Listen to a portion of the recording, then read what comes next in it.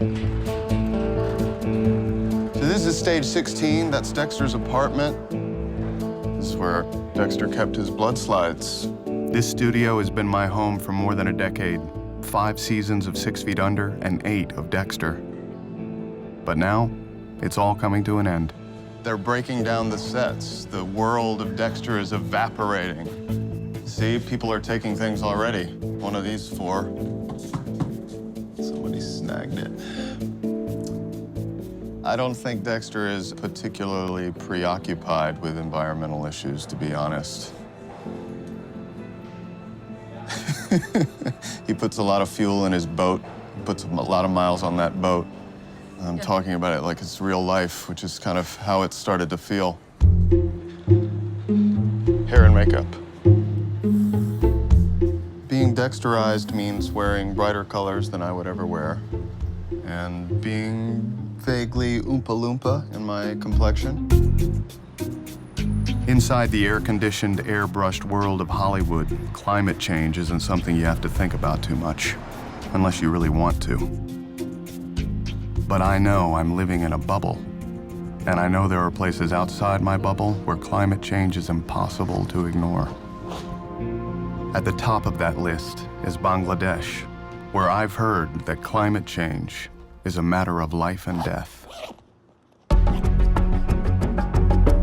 This heat wave is just baking Southern California with We probably are going to break some records in some of the warmer coastal. Get ready for another heat wave. It's threatening to bring record temperatures to the area. Triple-digit temperatures throughout much of the Southland. It's more than hot, it's dangerous. I've made a lot of movies here in Los Angeles. And recently I relocated here from New York. LA has seen its share of heat waves, but I've never given them much thought. Based on the forecast, it now meets our criteria for a heat emergency. But officials at all levels of government are becoming increasingly concerned about heat waves and are taking steps to prepare for them. From the local Office of Emergency Preparedness here in LA, I recommend that based on this, we probably need to contact OEM and see about having them. all the way to the Centers for Disease Control in Atlanta. Dr. Shibayu Saha has some interesting data that we wanted to share and talk with you about heat trends in California. And I always thought the CDC just dealt with outbreaks like the avian flu or E. coli. But George Luber leads an entire department whose sole focus is global warming. And one of the biggest health concerns of global warming is heat waves. You know, extreme heat in California really is projected to have serious health impacts, social impacts, economic impacts. George's team is especially worried about cities like LA. In areas where they currently experience heat waves, like LA County, the number and magnitude of heat wave days is going to increase dramatically. George tells me that heat waves, which are prolonged spikes in temperature, bring with them all sorts of negative health consequences, some of them lethal. How worried should we all be? Do you wake up worrying about this? yes, I do wake up in the middle of the night because I have young children and worried about a future world, the world that I read about from the climate models. But how do we get people to realize that this is a disaster unfolding? We don't have dead bodies on the sidewalk. We have people dying alone in their apartments. It's a slow-moving disaster. A disaster that will be more frequent, more intense, and longer lasting as the planet warms. Is it possible the most dangerous thing about global warming is also the most obvious? The heat itself?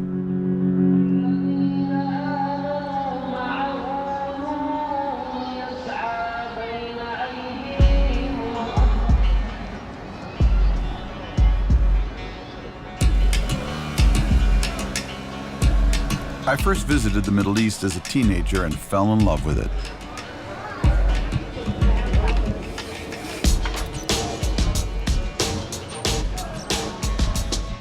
Eventually, I studied Arabic and made this part of the world a focus of my work as a reporter at the New York Times. In a region with no shortage of troubled countries, Yemen stands out as one of the most unstable.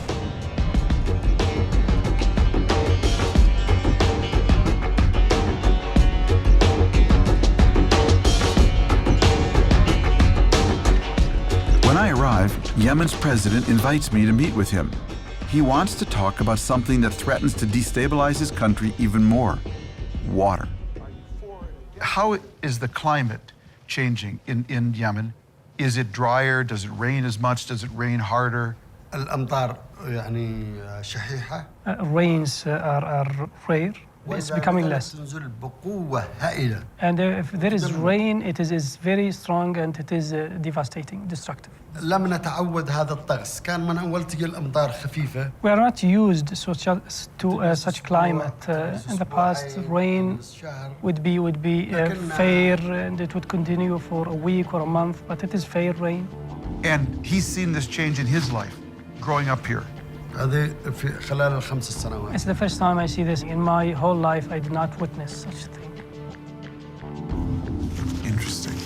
The president says that in some places, the water situation is so dire, it's leading to violence. In terms of water issues, what is the biggest water challenge Yemen faces today? فيما يتعلق بقضايا المياه، ما هو أكبر تحدي تواجهه اليمن فيما يتعلق بالمياه اليوم؟ Could Yemen run out of water? هل ممكن أنه تخلص المياه من اليمن؟ ممكن. Yes, possible. Could. Wow.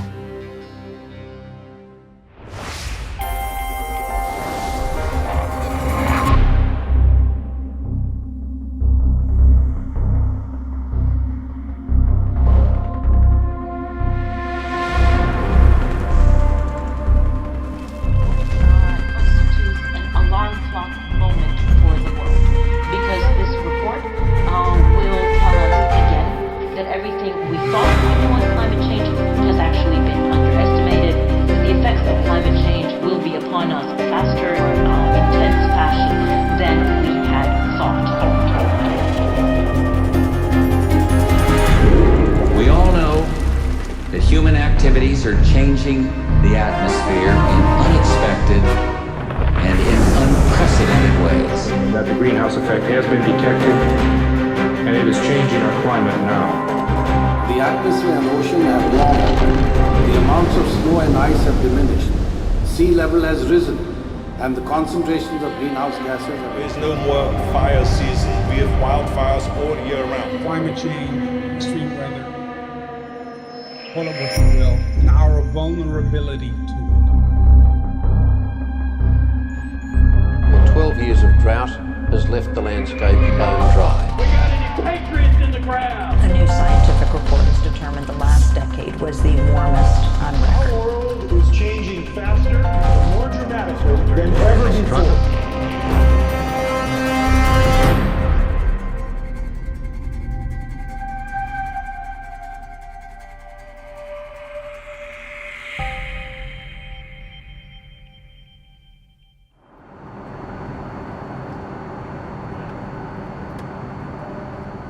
Getting to Bangladesh means a 12-hour flight from Los Angeles to Turkey, and then another 8-hour flight to Dhaka, the capital. I'm taking this trip because I've heard Bangladesh is one of the countries most vulnerable to climate change. I want to understand why.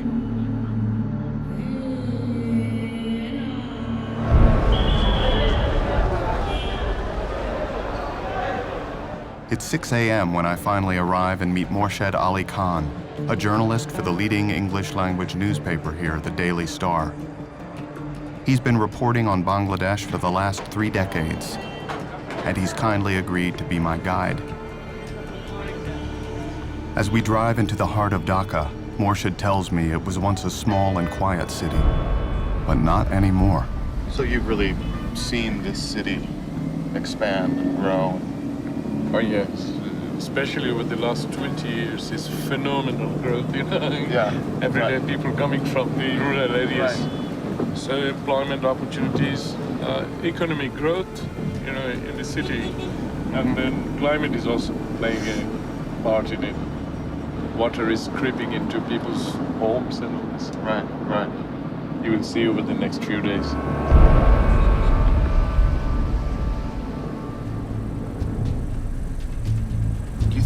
It would be possible to stop and just step out, yeah, stretch our legs. Sure, sure.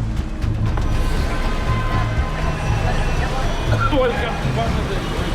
Thank you. Welcome. It's so alive. It is alive, 24 hours. Yeah. I wanted to get outside my bubble, and I've definitely done that.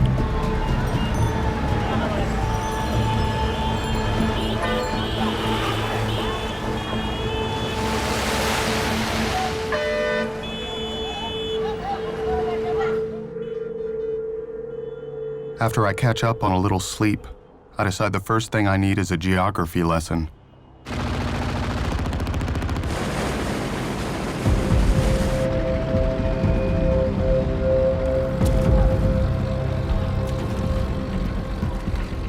So I head to one of the largest river ports in the world to meet Dr. Atiq Rahman, one of the country's top climate scientists. Can you tell me what it is about the geography of Bangladesh that makes it uniquely vulnerable to climate change? It's a play of water and land. Bangladesh is extremely flat, and it is the confluence of three of the mightiest river systems. It's a huge amount, trillions of cusecs of water passes through these. When it comes to climate change, Atiq tells me that Bangladesh is geographically cursed. Sitting at the foot of the Himalayas, it's one of the flattest, lowest-lying countries in the world. Nearly a quarter of the land here is less than 7 feet above sea level. People in Bangladesh have a long history living with water. Some of the rivers are many miles wide, and the country has a 4-month rainy season known as the monsoon. Massive floods are common and have been for centuries. But global warming is making things even worse. We need the flood for fertility of the land, but a little additional extra flood is what is disastrous. In the central plain, where all the three rivers meet, there has been a 15% increase of area covered by flood over the last 20 years. Is that climate change? It is consistent with all the predictions of climate change. Climate change is a shift in one direction, and there are lots of examples over the last 10, 15 years to show that it's going in one direction. With 150-mile-an-hour winds, Cyclone Sidr was the worst storm to hit Bangladesh in years. In southern Bangladesh, cyclones are also a fact of life. But lately, cyclones here are bigger, stronger, and more frequent. Now 4 of them have come in 7 years. Now that's too much. A combination of 2 cyclones, Sidr in 2007 and Ayla in 2009, left the country in ruins. Thousands of people died, and more than 1 million people became homeless. But the most shocking thing is what he tells me next. Below that, all will be underwater. By the end of this century, climate scientists project there will be a 3-foot rise in sea level. And the impact that will have is hard to comprehend. So about 17% of the landmass, 13% of the present population will be inundated and affected by salt water. That means some 20 million people in southern Bangladesh will be forced off their land by the year 2100. I can't imagine where they'll all go, but Atiq tells me that a lot of them will end up here in Dhaka. It's further inland and further away from the cyclones. And it turns out this climate migration has already started.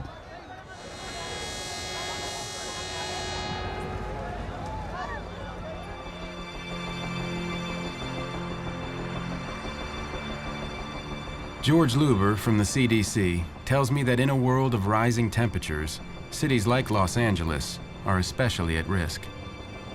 He wants to show me why some parts of this city are a magnet for heat, and he invites UCLA professor and atmospheric scientist Alex Hall along to help. They say that to really understand what heat can do on the ground, we need to be up high. There's a tremendous amount of variation in how hot a neighborhood gets as a result of just the surface characteristics, the trees, the type of buildings, the color of the surface. You know, darker areas absorb more heat. This area has a lot less green space than the other areas we've been flying over. And that's going to Unfortunately, so it's going to get hot quicker and it's going to hold on to the heat. Holds it overnight, yeah. So if there are more parks in a neighborhood, that neighborhood's going to be cooler. Absolutely, yeah. From up here, I realize just how much of LA is covered in concrete and blacktop. And it's the poorest neighborhoods that tend to have the fewest trees, which means they'll be hit the hardest. And according to Alex, climate change is going to make all this worse. In Los Angeles, we project by mid-century, we're looking at extremely hot days happening maybe the equivalent of 30 days a year, increasing to something like 60, 90 days per year by mid-century if greenhouse gas emissions continue unabated. That's a pretty big difference. It's hard to imagine 2 to 3 months of extremely hot days. What does that mean for the people who live here? I find out about someone who thinks high temperatures are already affecting our health far more than we realize. Come on, Arjun! That was a nice kick. Dr. Rupa Basu, an epidemiologist at the California Environmental Protection Agency, has been studying heat waves for over a decade. Rupa's coming to LA to investigate a heat wave that hit here in July. She believes all sorts of health consequences linked to heat are being missed completely. She asks me to meet her at a clinic in South Central, where she says the heat is having a profound impact on pregnant women.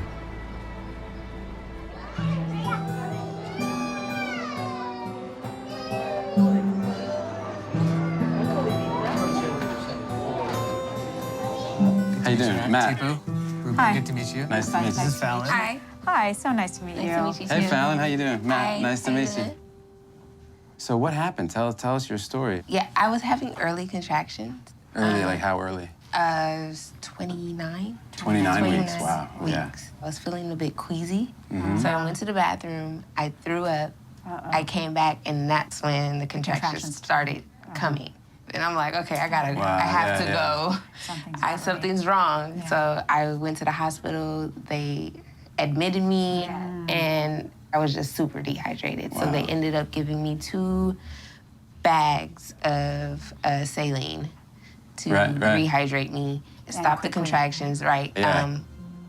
That happened to my wife, actually, with one of our kids. Yeah, heat wave here in LA. I was working here in LA, and she ended up in the hospital in 2 bags of fluid, same exact thing. Sounds familiar to you. 2 bags.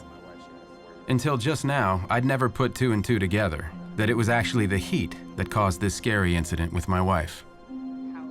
Dr. Khan says heat waves increase the risk of getting dehydrated. And if you're pregnant, dehydration can make your body generate oxytocin, the hormone that triggers labor, even if you're not ready to give birth. Okay. The problem with it is the triggers aren't that clear sometimes. Right. Patients don't always feel that they're starting to get dehydrated. Right. Especially when that is what happened with my wife too. Like we thought we were doing everything right too, but it's insidious how you don't realize how much you're losing. Yeah, that's right. Do you see this a lot? Like unfortunately, yeah. The problem is a lot of times patients don't identify this until they've been contracting for 2-3 hours. So we've seen it, yeah. It definitely goes up during summer and especially when the heat hits hard. Dr. Khan isn't just worried about the immediate danger for babies who are born prematurely. There are also huge long-term risks, like cognitive delay, lower IQ, and learning disabilities. And Rupa says the hidden effects of heat go far beyond preterm labor. Her biggest concern is the number of people who might be dying.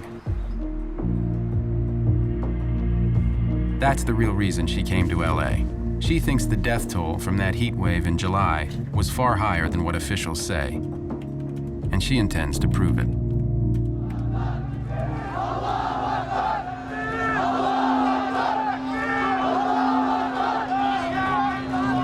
Soon after I arrive in Yemen, I'm reminded of how unstable this country is.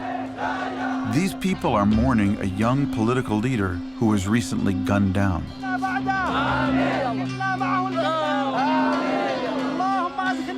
Political violence is all too common here, and there's a big reason for Americans like me to care about what happens in Yemen, because this country is also home to the most active chapter of Al-Qaeda, which is why Yemen's water crisis is so frightening.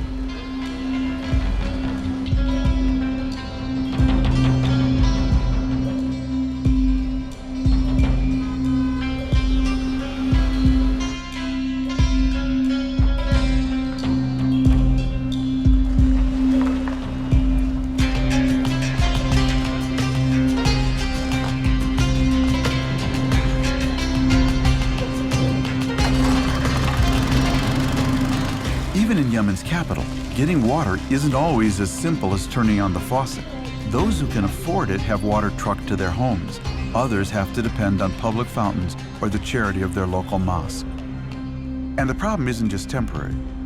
What the president told me seems to be true. According to experts, this could be the first country in the world to actually run out of water completely. Just across this square. Hey, salam alaikum.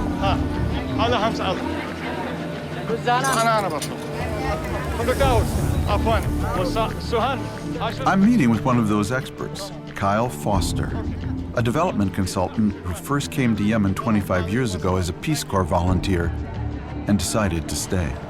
The water that's used for drinking and for agricultural purposes is the reservoir groundwater, fossil water, that has been trapped underground for eons. I'm not willing to say it's going to run out tomorrow, but we're on a wing and a prayer. So why is this well important? It was, once a usable well. So when they dug this well, how far would they have had to dig in order to hit water? Yeah, these wells are about 50 to 60 meters, which was typical until maybe 30 years ago. If they were digging it today, how far down would they have to go? 800 meters. 800 meters? Even 1,000. Water from an underground reservoir is finite. There's an end to it somewhere. We don't know exactly where that end's going to be. The same thing is happening to wells all over this country. According to Foster, the main culprits are population growth and mismanagement. Right now, climate change probably isn't playing a big role. But scientists do know that climate change will increase water scarcity in dozens of countries around the world, especially in large parts of Africa, Asia, and the Middle East, as well as the southwestern United States. So what's happening in Yemen now could be a glimpse into our future. And that future is frightening. I'm joined by Abdul Rahman Al-Iryani, the president's advisor on climate change. He's taking me to a place where the struggle for water has turned deadly.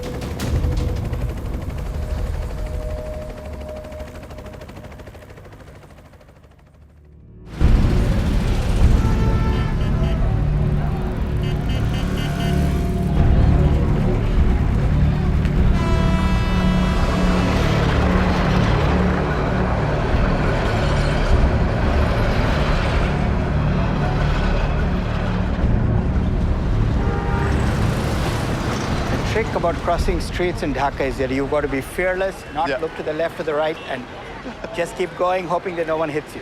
Yeah. Because if you show any fear, you're dead. Decisiveness is awarded. Exactly. I'm with Dr. Omar Rahman, a Harvard professor and vice chancellor of the independent university Bangladesh.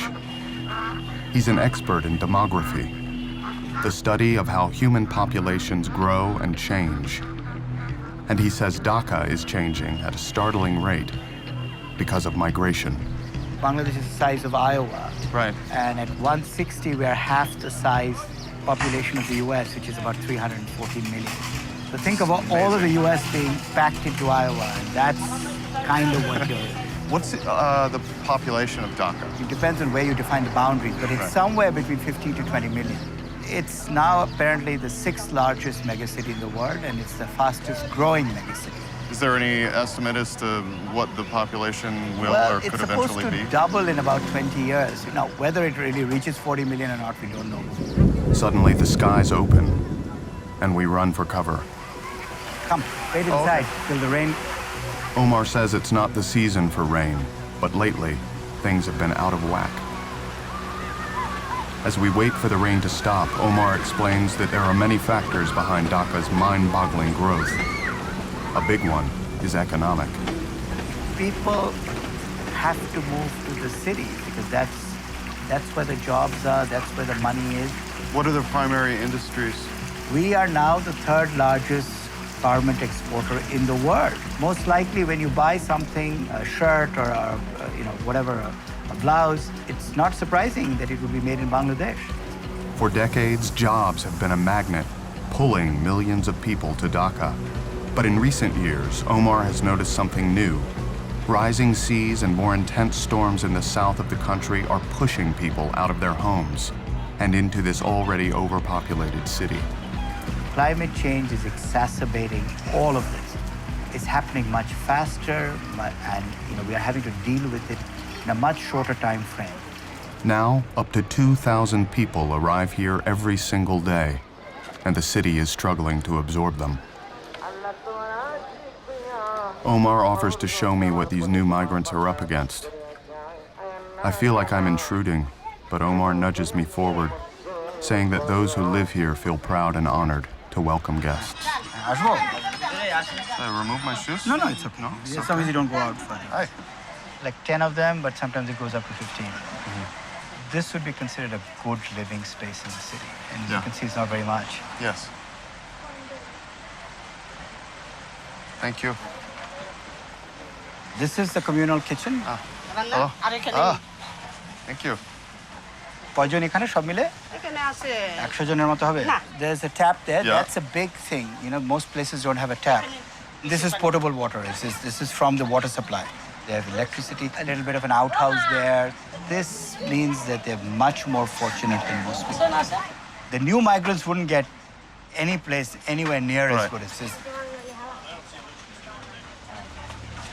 Climate change affects the whole world, but we in Bangladesh are in the eye of the storm. I mean, it's sort of like being a canary in a mine in a way. I mean, it's going to happen to us earlier, and so how we adapt to it is going to be crucial in terms of teaching the rest of the world of how to deal with these issues. After I say goodbye to Omar, I go for a walk. I feel like I'm seeing the city with new eyes. I'm still overwhelmed by the sheer number of people here, and it's hard to imagine what this place will be like when there are millions more. It also occurs to me that these Bangladeshis have done almost nothing to cause global warming, especially compared to an American like me. But it looks like they'll have to pay a much steeper price.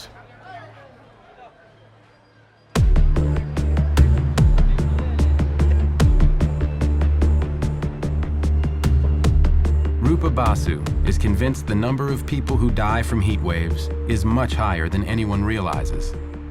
And she's in LA digging into a recent heat wave. The emergency room is where most death classifications get made. But Rupa says heat deaths can look a lot like run-of-the-mill heart attacks, respiratory problems, even diabetes. And in the hustle and bustle of the ER, doctors often don't make the connection to the temperature outside. Rupa asked ER doctor Mark Futternick to take a closer look at his records. I pulled the patients that had died during the stretch of the latest heat wave to try to see if there were any heat-related trends. I saw a really interesting case that I thought in hindsight could have been heat-related, but there's no mention of that in the chart. Right. And so it's the case of an elderly man who had had a stroke, and they bring him into the hospital and his temperature is 102. But the assumption with an elderly person with a temperature of 102 is that they have sepsis, they have overwhelming infection. What I found interesting about this case is that there was a heat wave going on, and there was no real sign of infection except for the temperature.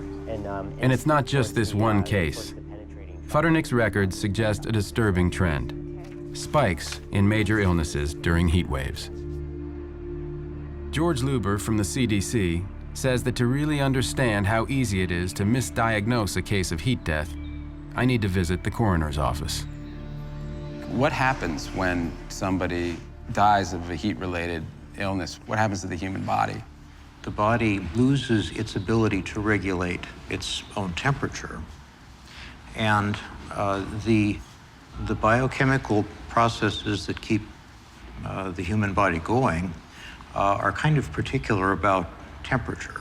The chemical processes don't work as well, the tissue starts to break down, and people get these very severe symptoms, including death.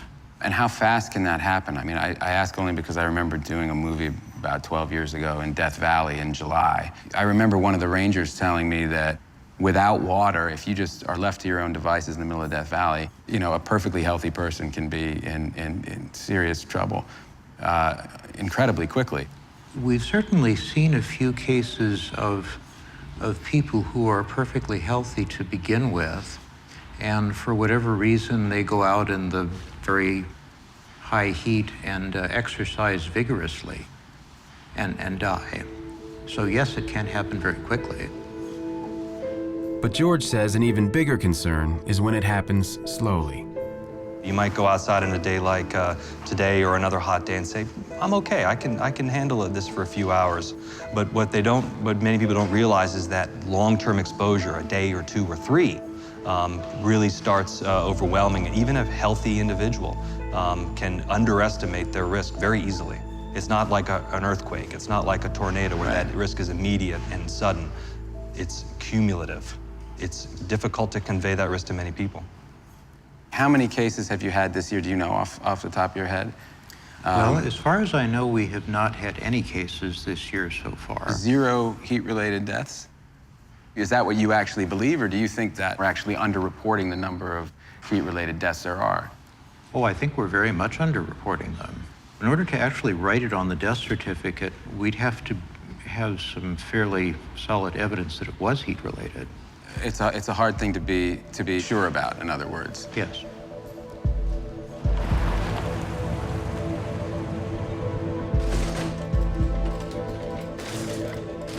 Every day, dozens of bodies arrive at the LA County Coroner's Office. And figuring out the cause of death isn't always easy. Caretaker made a visit, no answer, made contact with apartment manager who called 911, decedent found on living room floor. No doctor information, no next of kin. She lived alone, was pretty warm yesterday, certainly warm today. We'll get some more information and maybe figure out what truly happened here. Craig Harvey, the chief investigator here, says that oftentimes it's difficult to classify a death as heat-related, because by the time a body gets here, the trail is literally cold. Unless the data is captured at the front end of the investigation, it's lost, because by the time the doctor does the examination, the body's going to have been refrigerated at about 39 degrees for the last 18 to 24 hours or so. We're obviously missing a lot. The other problem Rupa and George learn is that most bodies never even come here. The cause of death is determined by a doctor, not the coroner's office. There's about 60,000 deaths a year that occur in the county of Los Angeles. Approximately 20,000 will be reported to the coroner. 2/3 of the deaths that occur in this county we'll never see. Even though the real numbers are hard to come by, the coroner's office is taking the threat heat waves pose to LA very seriously. At some point, I think that we may well have a very bad heat wave and we may have a lot of deaths. That actually is one of the reasons why when we remodeled this building, we put in a much larger crypt than we need. So we usually have about 300 or so deceased people in the crypt, but it will hold up to 500. I'm beginning to believe that George and Rupa are right, that more people die of heat than we realize. But how many? Rupa says she's closing in on a number for the heat wave that hit LA just this past July.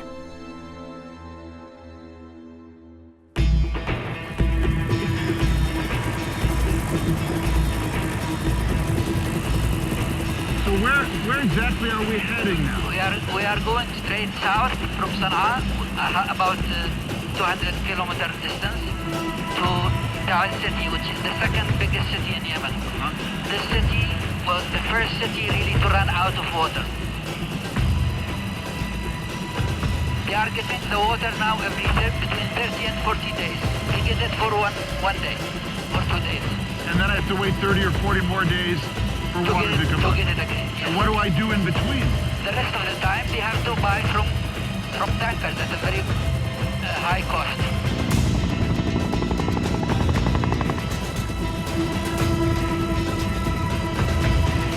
We are going to Mount Sabr, which is above the city of Taiz, and there is an ancient spring, and there is a conflict between two villages about this spring.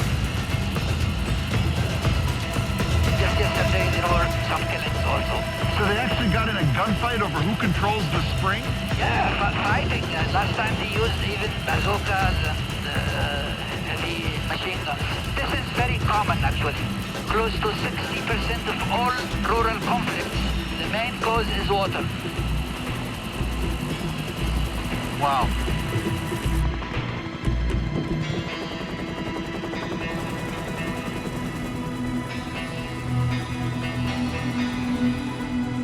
As we touch down, I'm shocked that a city this big could really be running out of water.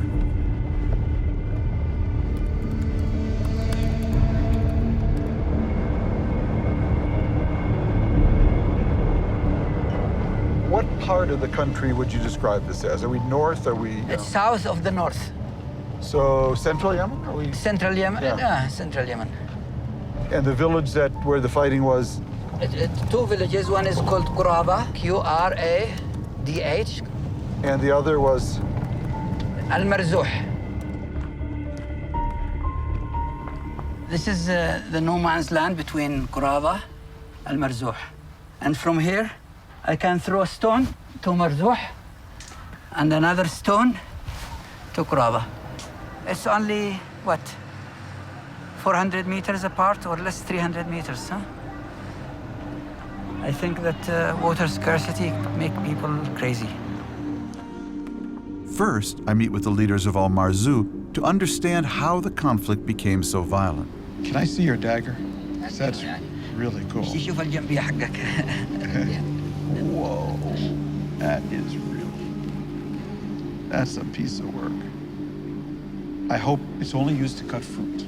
It's only decoration. Gotcha. Let's keep it that way. Is Ahmed actually one of the official leaders from Marzouh, or is he just a spokesman? Yeah, he is the sheikh, and Gotcha. he is the spokesman. Gotcha. منذ 13 عام كان نشب الحرب أو المشكلة فيما بيننا وبين الإخوة في قرابة. 13 years ago, this conflict started. الإخوة في قرابة إخواننا باختصار شديد بغوا علينا.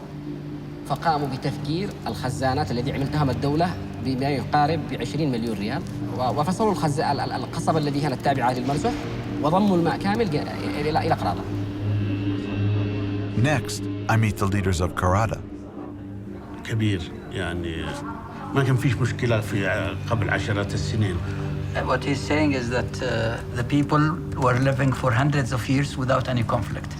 It's only recently because too many people and too little amount of water. الآن ما عاد في إلا الثلث الآن. الآن الماء الموجود الثلث. على ما كان بقبل السنوات السابقة. بسبب المطر يعني. بسبب المطر نعم. بسبب الأمطار. He's saying that 1/3 of the spring is still on. 2/3 is gone. ابني كان متواجد بعرس تقريبا الساعة 9 بالليل. وقعت رصاصة من الجهل مقابلة من المرزوح، دخلت بالطاقة بالزجاج، صدمت بالعمود، وقعت له فوق القلب حقه. How old was he? كم عمره؟ 22 سنة. كان عمره 22 years. So he was a casualty of this water conflict. Yeah. Oh my gosh, I'm so sorry. أولاً أحس بألم ما قد وصفه الناس ولا كتبوا الكتب. ولا أشتي أحد يصاب بهذا المصاب.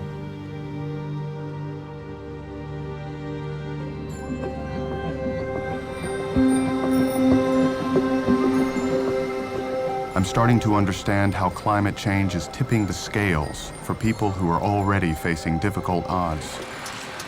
And now, I'm on my way to meet with someone who studied that effect up close. Hello. Hi. Hi. Michael. Welcome to Dhaka. Thank you. So have you been to a rickshaw before? No, this is my first time. Okay. Dr. Tasneem Siddiqui is a political science professor at the University of Dhaka. She is also the founder of its Refugee and Migration Division, an organization that fights for migrants' rights.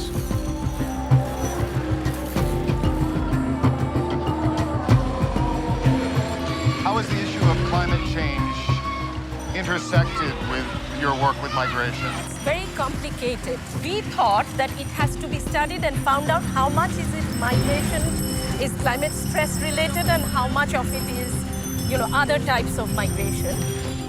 Tasneem found that 75% of the migrants in her study moved partly because of climate-related events, which had affected their ability to make a living back home. Their livelihood isn't sustainable. So therefore, they come to Dhaka so that they can have a proper income. But living standard is very bad. They don't want to stay here. I got a sense of the living conditions yesterday. But Tasneem says an even bigger concern is the working conditions for migrants. Many of them end up getting jobs in the country's $20 billion garment industry, where they often work for less than $2 a day in extremely unsafe factories. Proof of that is what happened just last year, not far from here, at the Rana Plaza garment factory. In Bangladesh tonight, there is a desperate search for survivors after a clothing factory collapsed. Rana Plaza made clothes for many top Western brands. To increase production, the owner illegally added floors and crammed people in. More than 3,000 factory workers were inside when the building collapsed Wednesday. 377 people were killed. 551 bodies have now been removed from the ruins of the 8-story building. More than 1,000 workers died in what is now considered one of the worst industrial accidents in history. So, Tasneem, where are you taking me now? Oh, I'm taking you to meet climate migrant Shahidul Islam. And why is he at a rehabilitation center? I was following him for quite a while. He was working in Rana Plaza, and now he's taking therapy here in this center. He's under treatment. What does Rana Plaza have to do with climate change? Oh, Rana Plaza actually doesn't have anything to do with climate, but those who migrate, they end up in jobs like this, where security and other things are not ensured. So that is why he's here. Right.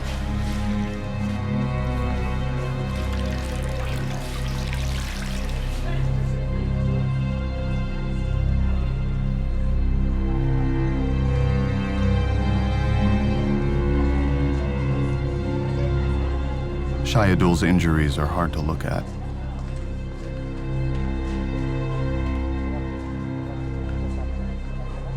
I feel unprepared.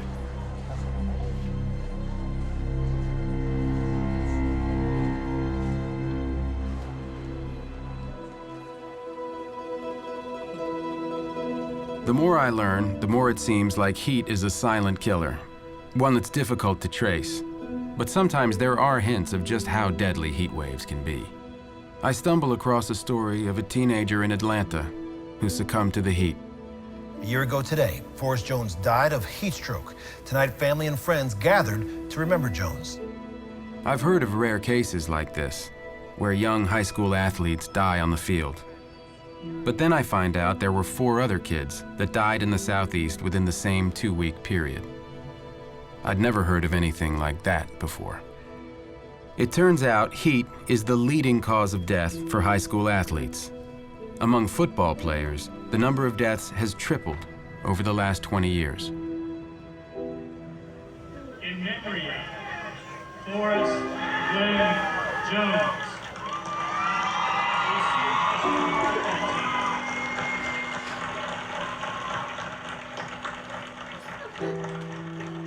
Forrest Jones died during one of the hottest summers anyone can remember in this part of the country. They put his chair up front, took his jersey out of the frame box, and then ripped it over his seat. They did a lot for him.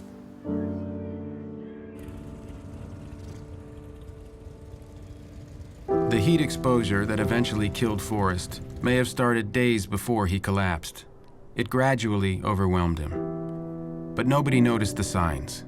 They thought he was just tired from practice.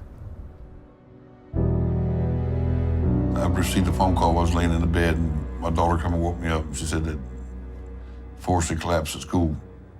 I didn't think nothing of it at the time. I just thought maybe a little bit hot, and he collapsed, and he's all right. By the time I get up there, he'd be all right.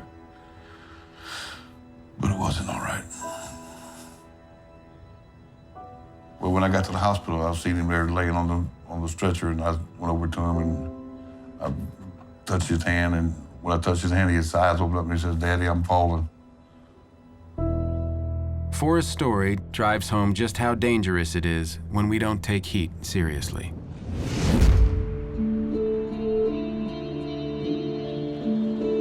By the time I catch up again with Rupa, she's crunched the numbers and come to a conclusion about how many people might have actually died here in LA during the most recent heat wave.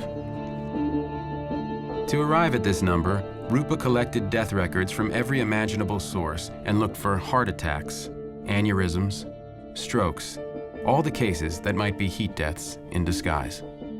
What she found was a big spike in those cases as the thermometer climbed. After some simple statistics to eliminate other possible causes, she had her number. So I just looked at the period from June 15th till about July 15th. Looking at the numbers, we basically found that there were about 170 deaths, excess deaths during this time. Excess deaths, so 170 more people died. Yeah. Just over this 1 month, but Yeah. primarily in this kind of 5-day chunk of time. And just in Los Angeles. And just in LA. Yeah, so. Wow. So 170 people just here, just for that short amount of time. I mean, if you think about the world, all the cities and the thousands and thousands of cities in the world. And think of the extreme temperatures. Right. And right, that's just this summer. Right, that's it, which is not what we're talking about in the future. And this Wow. and this heat wave, while it was severe, there's definitely been other heat waves even more severe, and we're going to probably see more of that in the future. Rupa tells me that heat waves in the United States already kill more people than hurricanes, floods, tornadoes, in fact, more than all extreme weather events combined. And that's based on the official numbers. Her research suggests that heat is actually killing thousands more. We just don't know about it. And if that seems hard to believe, consider what's been happening in the rest of the world. Europe is experiencing some of the highest temperatures recorded there in the last 150 years. In 2003, an unprecedented heat wave struck Europe, killing up to 70,000 people. So many people have died that undertakers are storing bodies in a refrigerated warehouse. Around the same time, India had deadly heat waves 2 summers in a row that claimed the lives of thousands.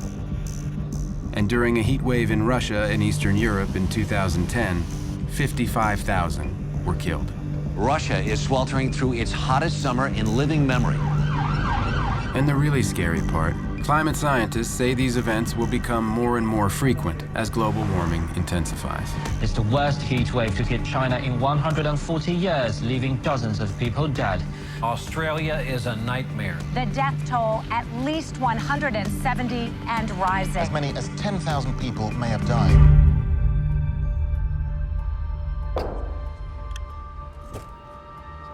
Climate scientists say what would be considered an extremely hot event now, one so hot it only comes once every 20 years, will happen every other year by the end of the century.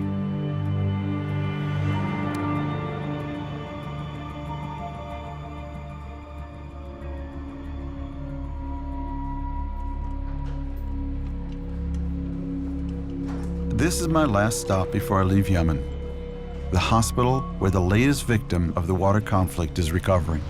Well, this is Mohammed Qaid, who is from Qarada.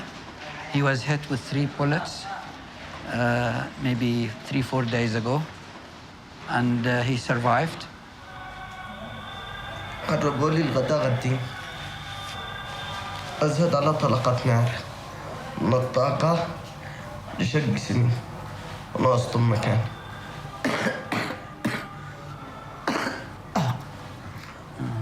بينما هم معاهم نواظير. They have binoculars. They see people. So it's like a sniper. Sniper, يعني إنه قناص. All over a fight over what? هذا كله بسبب الماء. ما فيش حاجة ثانية. سياسة. أسور إخوان ولا بعد There is no politics or anything. Just all just for the water. That's what he's saying. We need to leave him rest. Thank you very much. Feel better. As we depart, I'm still finding it hard to believe what's happening here, even though I've seen it with my own eyes.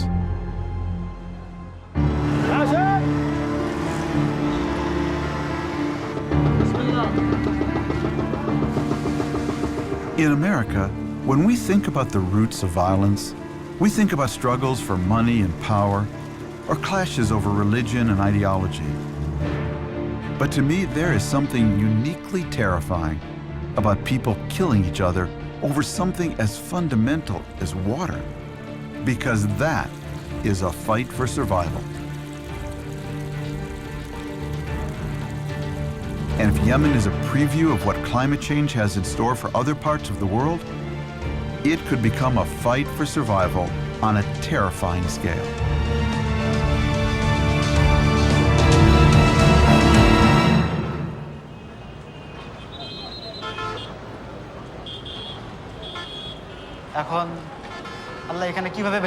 He's saying that we are next to Rana Plaza. One day there was the building where I used to work. Now nothing is there. Nothing is there. I don't know how God saved me.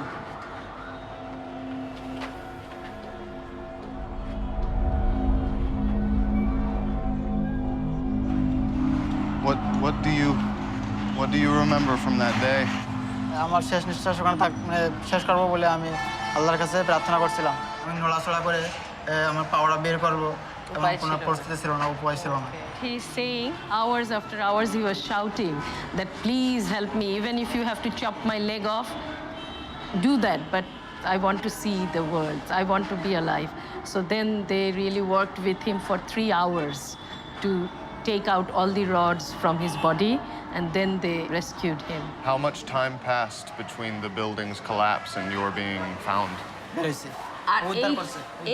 After 8 hours.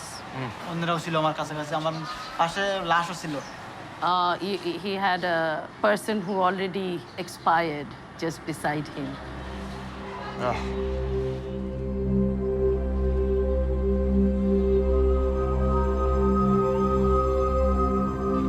Because of his injuries, Shahidul can't do a physical job anymore. He'll need to find a career where he can sit down. ভাল লাগতেছে না, চলো চলে যাই।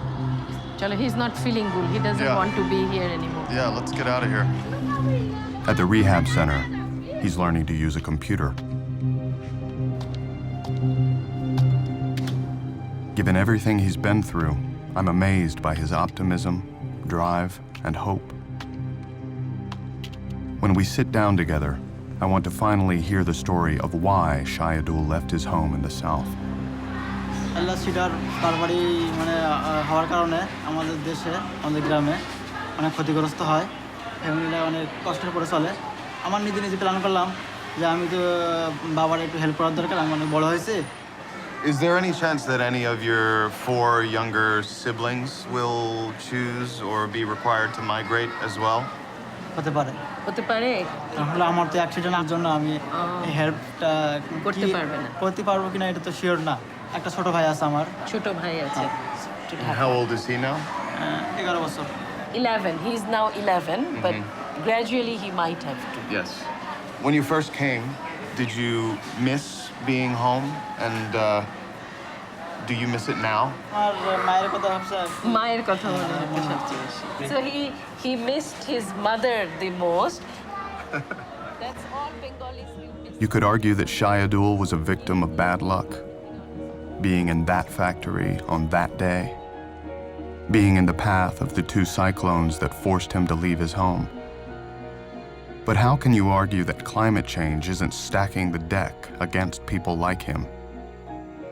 And now, I want to see what life is really like where Shahidul came from, in the south, which I'm starting to think of as the front line in this country's battle against climate change. I wanted to ask you if you would be willing to take me to your village. I would love to visit. তো ও অনুরোধ করতেছে, তুমি কি ওকে ওর গ্রামে, তোমার গ্রামে নিয়ে যাবা এটা দেখার জন্য? হ্যাঁ, নিয়ে যাব। জোরে বলো। নিয়ে যাব। He will take you. He will take you to his village. And তাকে ধন্যবাদ না তোমার সাথে কথা বলার জন্য। Excellent. Thank you. Thank you. Shahidul leaves first. I'll meet back up with him in a few days. A bus ride home would take him over 10 hours. So I bought him a plane ticket that will get him there in 45 minutes. It will be his first time on a plane, and probably the best $60 I've ever spent.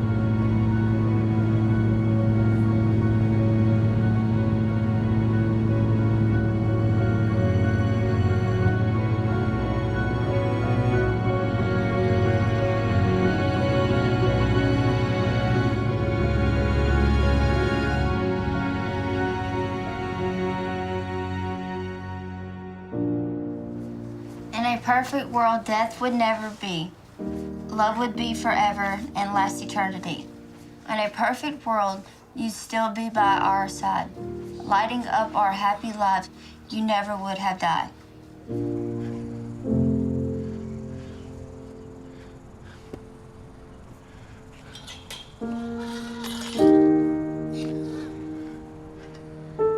Your children are supposed to bury you, not supposed to bury your children.